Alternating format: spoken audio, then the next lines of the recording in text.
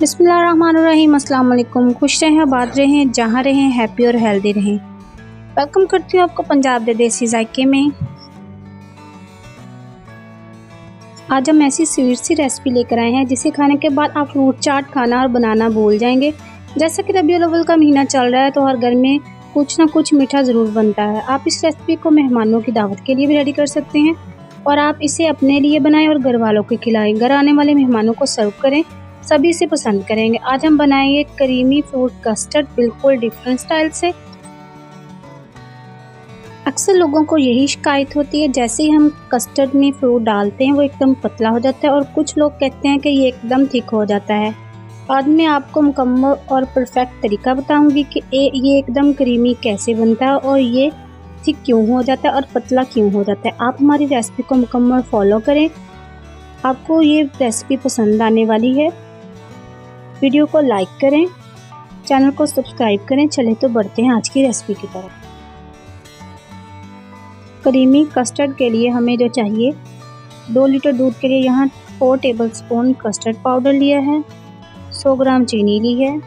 यहाँ हमने गार्निशिंग के लिए फ्रूट्स केक लिए हैं, साथ ही हमारे पास कुछ ड्राई फ्रूट्स हैं और कस्टर्ड में ऐड करने के लिए मेरे पास ये फ्रूट्स हैं। आपके पास जो भी फ्रूट्स मौसम के लिहाज से अवेलेबल हैं आप वो ऐड कर सकते हैं। दूध को कढ़ाई में ऐड कर देंगे। दूध को कढ़ाई में ऐड करने के बाद हम यहाँ पर दूध को लो टू मीडियम फ्लेम पर पकाएंगे।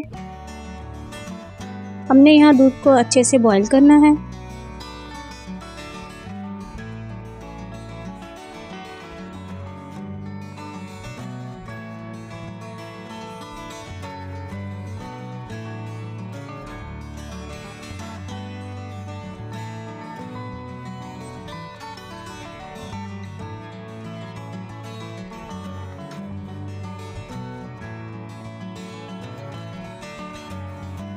दूध को मैंने यहाँ 10 से 15 मिनट के लिए लो टू मीडियम फ्लेम पर अच्छे से पका लिया है।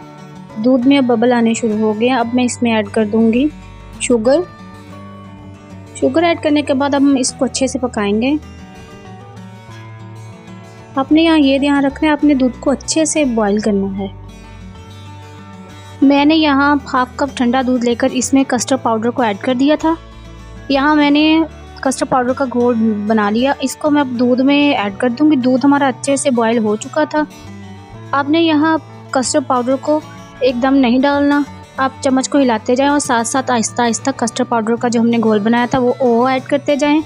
आपने यहाँ चम्मच को चलाते रहना है, रुकना नहीं है, ताकि अगर हम चम्मच को हिलाएंगे तो हमारे जो कस्टर्ड है उसकी गुठलियाँ बनना शुरू हो जाएंगी। आपने यहाँ फ्लेम को बिल्कुल ही लो कर देना है। आपने बराबर हाथ चलाते रहना है ताकि हमारे कस्टर्ड में गुठलियाँ ना बने।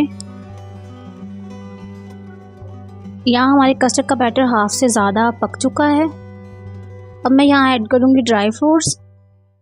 अपने यहाँ फ्लेम को लो टू मीडियम ही रखना है तो चम्मच को हिलाते जाएं ताकि हमारा जो कस्टर्ड है वो ज़्यादा गाढ़ा ना हो।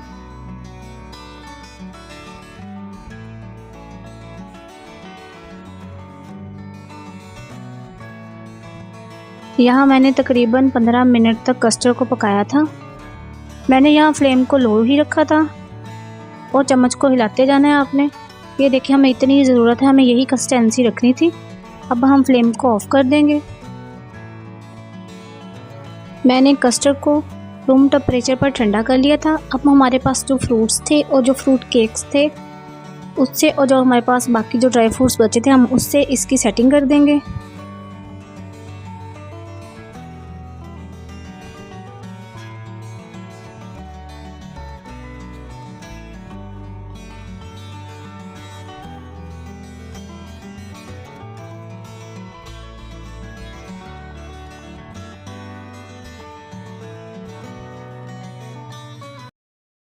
देखिए, हमारी कस्टर्ड की फाइनल लुक माशाल्लाह बहुत ही अच्छा लग रहा है और इसका जो टेस्ट है वो बहुत ही डिलीशियस और यमी है। मैंने इसको तकरीबन ठंडा होने के लिए एक से 1.5 घंटे के लिए फ्रिज में मैंने इसको ठंडा कर लिया था। ना ही हमारा कस्टर्ड ज़्यादा थिक हुआ, ना ही ज़्यादा पतला हुआ है।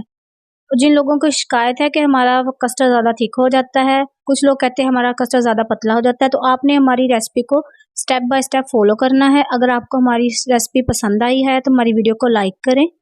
आप इस रेसिपी को घर पर बनाएं। आप मेहमानों की दावत के लिए भी इसको प्रिपेयर कर सकते हैं। आप घर वालों को खिलाएं, यकीनन आपके घर वाले इसे बहुत शौक से खाएंगे, आपके बच्चे बहुत शौक से खाएंगे। जैसा कि रबीउल अव्वल का महीना है, आप इसको घर पर ज़रूर ट्राई करें।